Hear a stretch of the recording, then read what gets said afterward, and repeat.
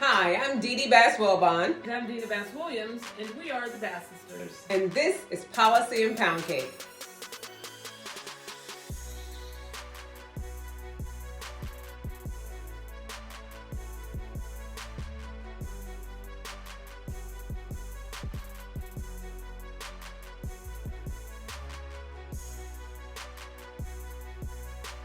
So, Dina, this month we are talking about prayer and pound cake. Yes. Have you gotten your copy? If you have not gotten your copy, visit prayerandpoundcake.com. Get a copy for yourself. It's a wonderful book for entrepreneurs. I think it is. I think it is as well. It's been fun going through the book. It's 31 days of lessons that we've learned in the last 15 years, actually over 15 years now, of being in business as a family. And yeah, get a copy. You can get the ebook for $3. Yes. I mean, Come on now. You have to invest in yourself and invest in your business. This is a great start. So get your copy. We've just started. We're just new in the month, so you can still catch up. So get your copy today. All righty.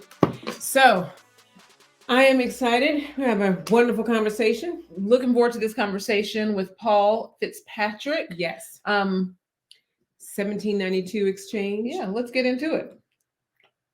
We are so excited to have Paul Fitzpatrick, president of 1792 Exchange, here with us this morning on Policy and Pound Cake. Paul, please tell us about 1792 Exchange and tell us about the name.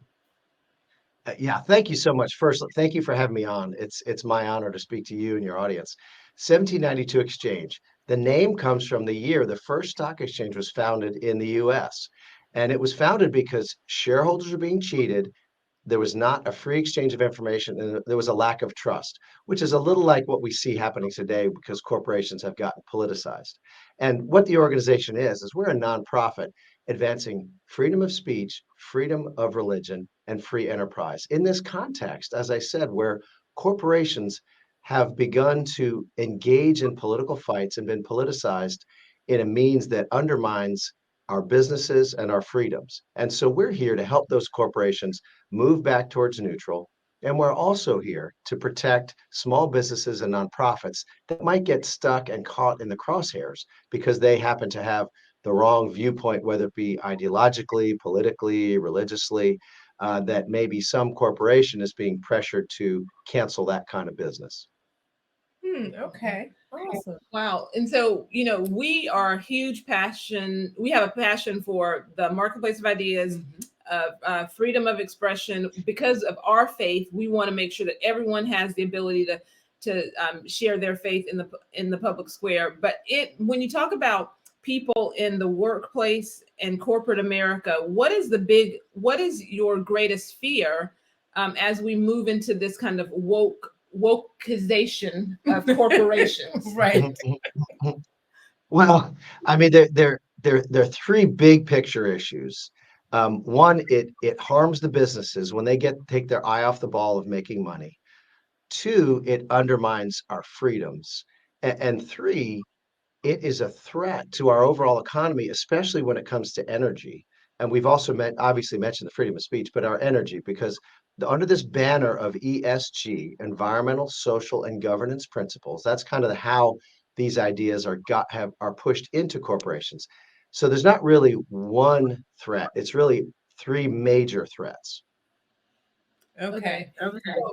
You guys, Paul, you just recently had a launch, I think it was you have this thing called your corporate bias rating. Can you explain to us exactly what is the corporate bias ratings and how does that work?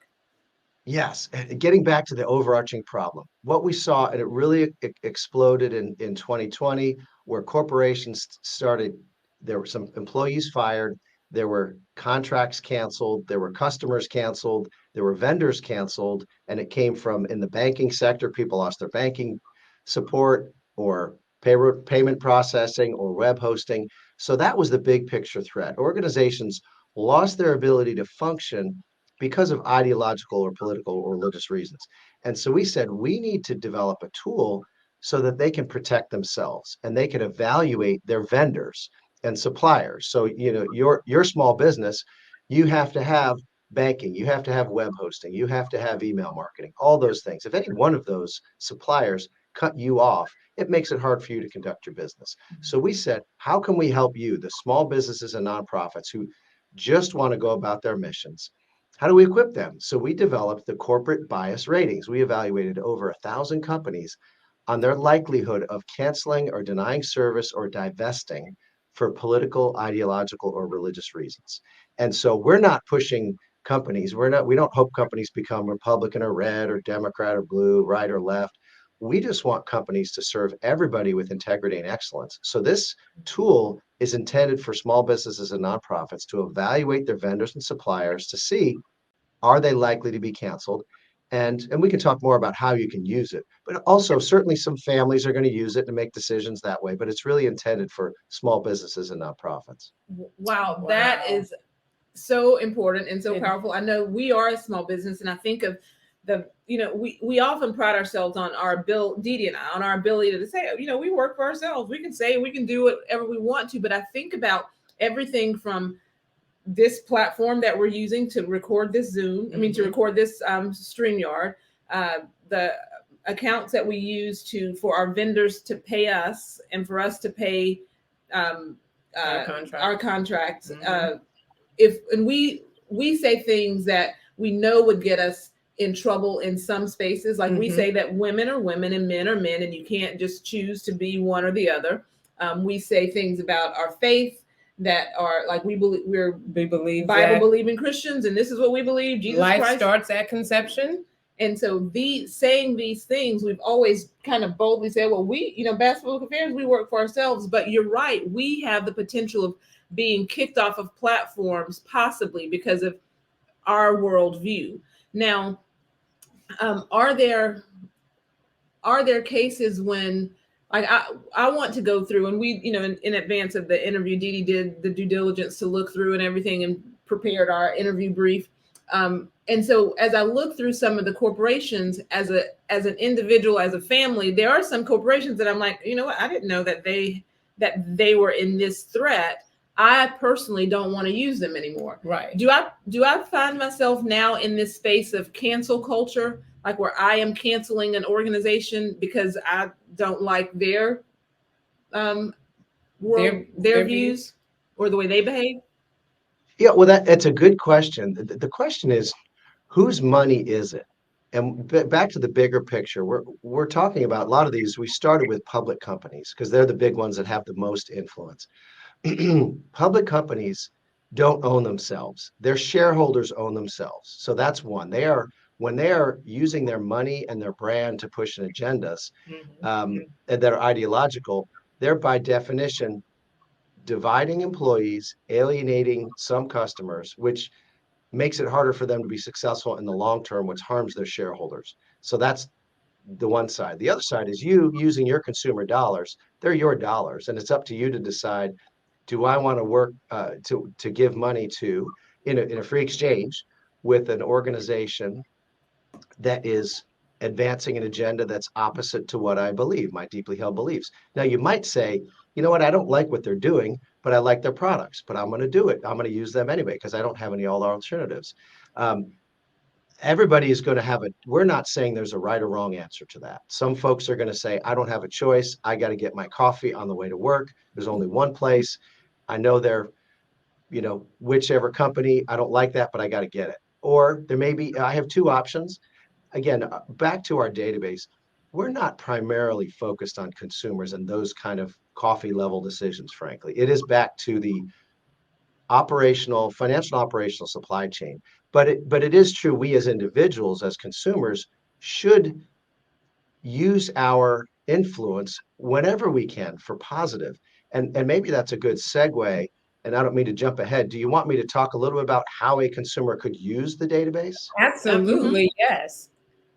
Okay, great. So when I say consumers, you can look at consumers broadly. You have the small businesses, the nonprofits, and then the individual consumers.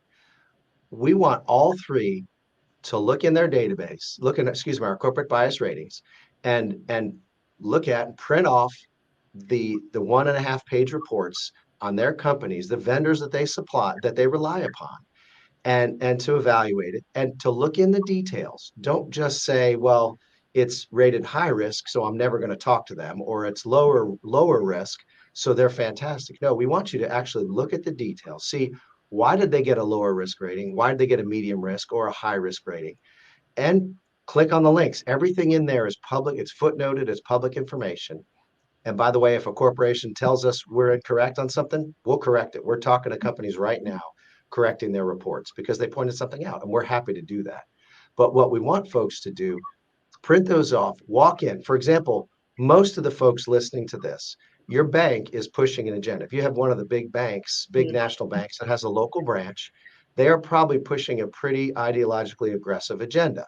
What you could do, let's say you're running a small business or a nonprofit or just your family, print it off, go in, and very calmly, peacefully say, I'd love to talk to the manager about this rating. I'm doing business with you, and say, I see that you're a rated high risk because you've done X, Y, and Z. That makes me concerned. You might cancel my contract. Is that true? Might you do that? And my guess is they're going to say, no, absolutely not. And we'll say, great. If you have a business, you might want to say, well, will you renegotiate the terms of our contract such that you're not going to cancel our service because I happen to say something on my Facebook or my blog that you disagree with ideologically. So that's a way to do it. And individual consumers can do the same thing. We don't want to instigate arguments or altercations or anything like that. We want people to just calmly and rationally say, I'm using you as a service. I'm paying you money. Now you're using your money to push an ideological agenda that has nothing to do with your business. I just want you to know that doesn't make me want to do business here. And so what we believe, if we change our behavior, they will change our behavior. But let me go to the green, the lower risk. We also want consumers of all types to go into companies or write companies or email them or call them and say, thank you that you are lower risk.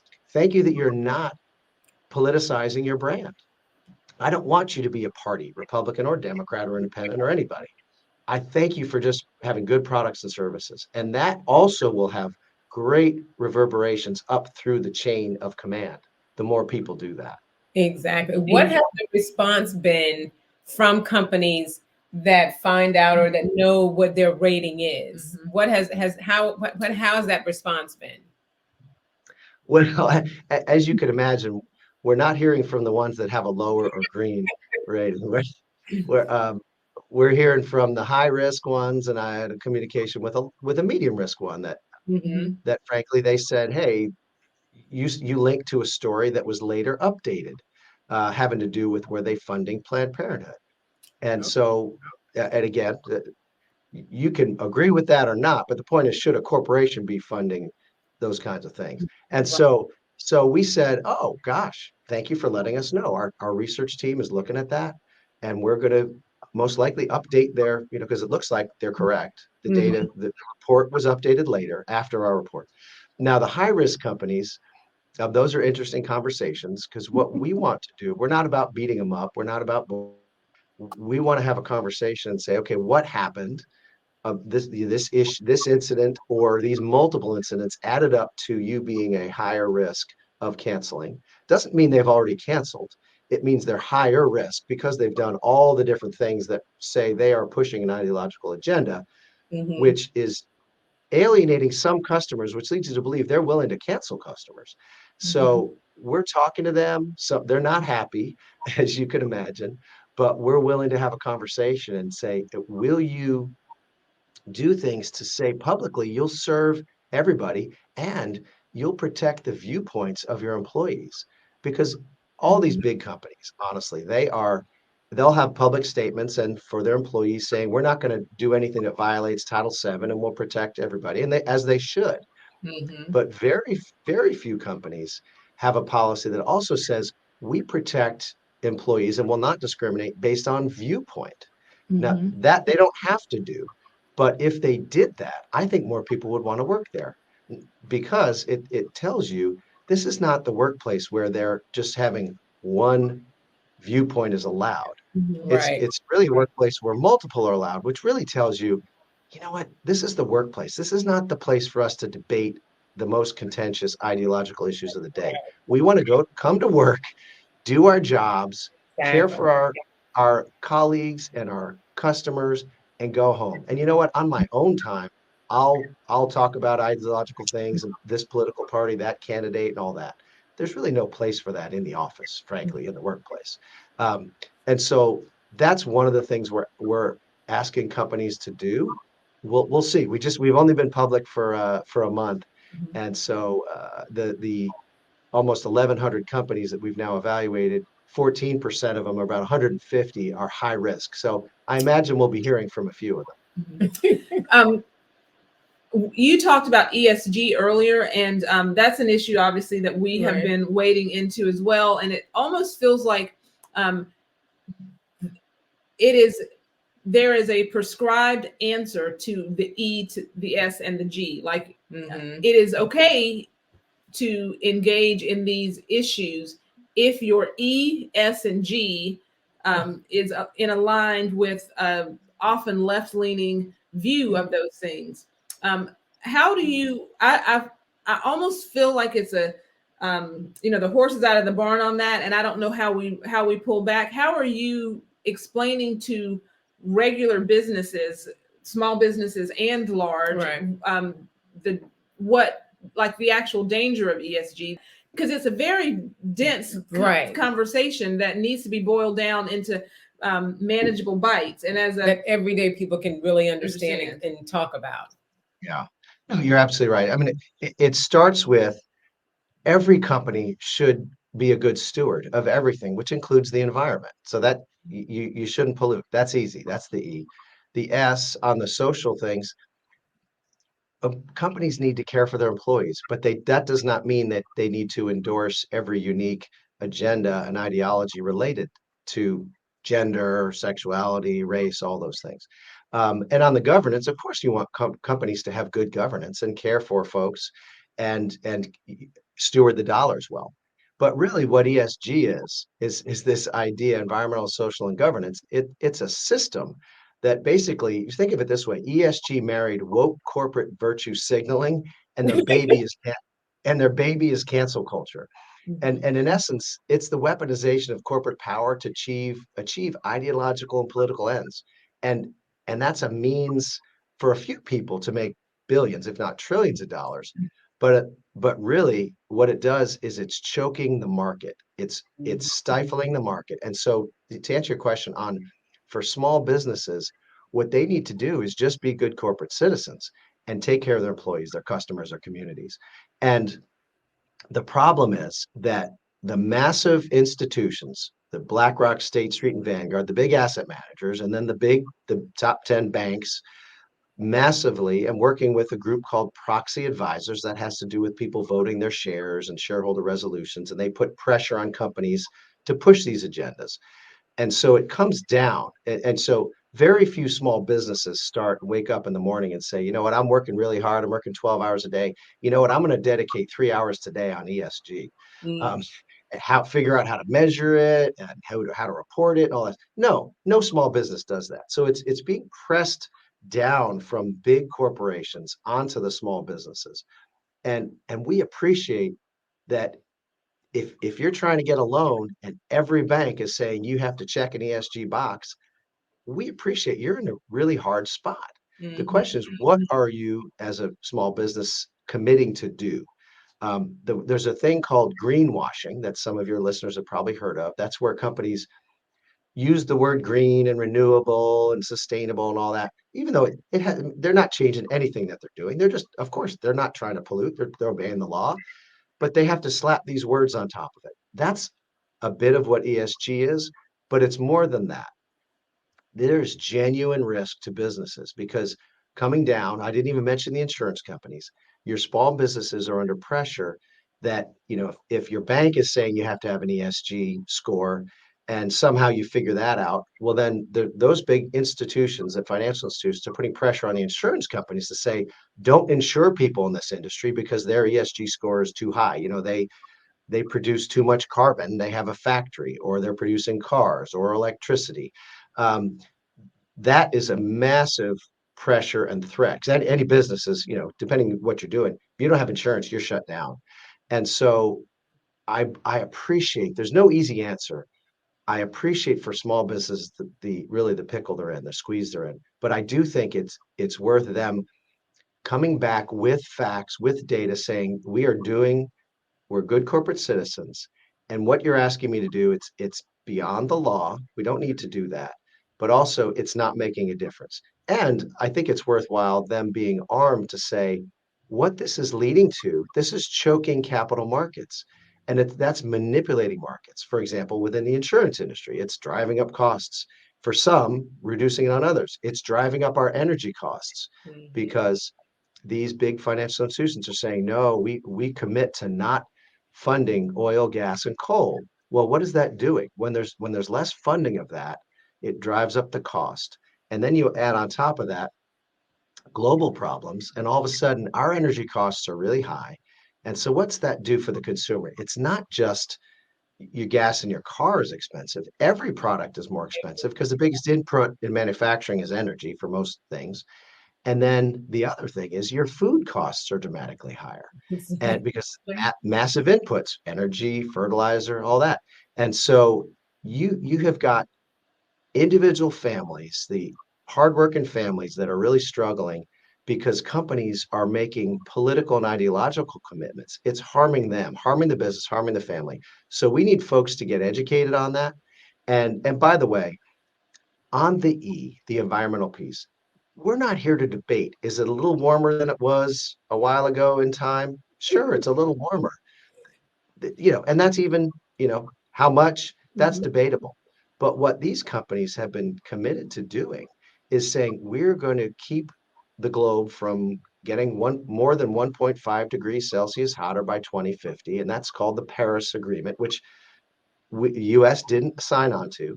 And by the way, the biggest polluters in the world, like China, did not sign on to either. But these corporations are committing to that.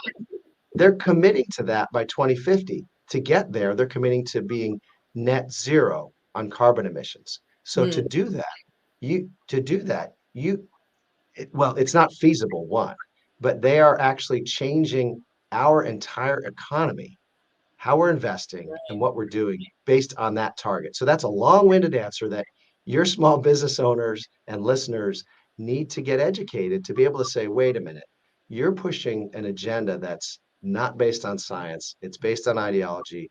Let's figure out a way to work together to protect the environment, take care of our employees, and be profitable. Because frankly, the global competition, we can't be fighting with each other. We need to be competing with outside forces. That is so true.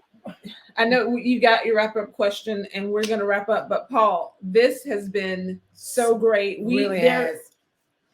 I have so many more questions, and we sure our listeners do too. Yeah, and we want to have you back, and just like grab coffee and talk about these things because there's so much more I want to ask. I'm going to ask this one quick question. Okay. Please let me ask this. But I'm not even going to ask a question. I'm just going to say something. Earlier, you said we talked about what you can and can't say in the workplace. I personally believe that you should be able to say whatever you want to say in the workplace. That's not offensive, like that's actually not offensive, but people need to just get over it. This is my opinion. This is your opinion. So they can agree to disagree right, in the it's workplace. When the corporation says, hey, you have to go to this gender affirming meeting because that's what we're going to do. I don't think that's fair. But as a Christian, I want to be able to say Jesus is the real and thing. I agree with that as well. When I worked in a position where I was a senior and my assistant, we had completely different, we could not agree that today was Wednesday. We didn't agree on anything. But that assistant should be able to say what they she said thought. Whatever she wanted to, and she never felt like she was going to get penalized or reprimanded. I mean, she was like a pink hat woman march, woo, and that's not my lane. But we loved each other, and we were, and I miss her so much. But see, the thing is, not everyone is like that in the workplace, and some people can't accept their agree to disagree. But I think people should be able to express their opinions or whatever their views are, and it not be held against them. And your corporation or your boss or your superior or whomever shouldn't keep a tab of those individuals who disagree with what they believe in and hold it against the person. That is when goes down a really bad rabbit trail or whatever, rabbit hole, and it's not. And good. that's just what I wanted to say about that, because I just believe people should be able to say what they want to say and not. But Paul, if people want to find out more about, you gotta answer. I know, but if people want to find out more about 1792 and exchange and exactly what you guys do, give us your website one more time. Yes, 1792exchange.com.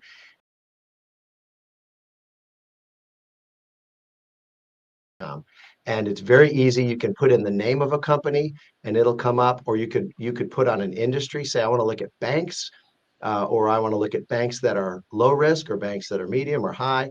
It's very easy to navigate. It's just like shopping. And so we encourage that, and feel free to leave comments and questions for us. Awesome. One last question before we leave. When you are with your 1792 exchange team, or you're just hanging out, what is your favorite dessert when you're talking about policy and other things? Wow. It depends on the day. I really like dessert. So a brownie sundae is hard to beat. I'll just leave it at that. Okay. I like it. Do you want fudge on the brownie sundae or just the sundae? Oh, yeah, no, fudge on it. You got to go full whipped cream, maybe nuts, sprinkles, you name it. Like you, Paul. That's why we're connected, Paul. Absolutely. Well, thank you so much for joining us. We really do appreciate it. And please make sure you like, share, follow Policy and Pound Cake. And 1792exchange.com. Okay. I so enjoyed that conversation. Yes. And 1792exchange.com, definitely go to it.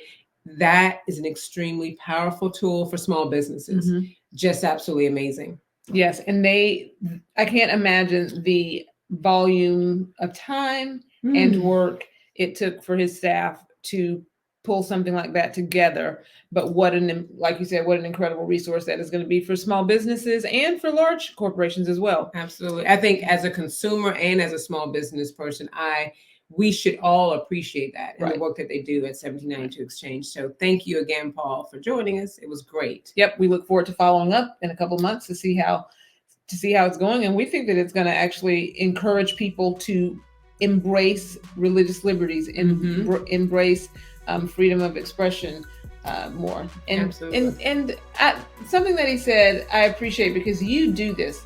You celebrate people who do good work. Mm-hmm. When you have a good server, when you're on the phone and you have a good customer service person, you ask to speak to the manager and you're like, hey, I want to celebrate Jenny. She did a great job. And you're really good about doing that. Mm-hmm. And I need to be better about doing that. And so the companies that have a green light on this report, let's celebrate them. Let's encourage them to continue to do the good, to be fair. Exactly. And to do the things that they're doing. So, well, we thank you guys for joining us on this episode of Policy and Pound Cake. Please be sure to like, share, and follow, and continue to stay tuned in.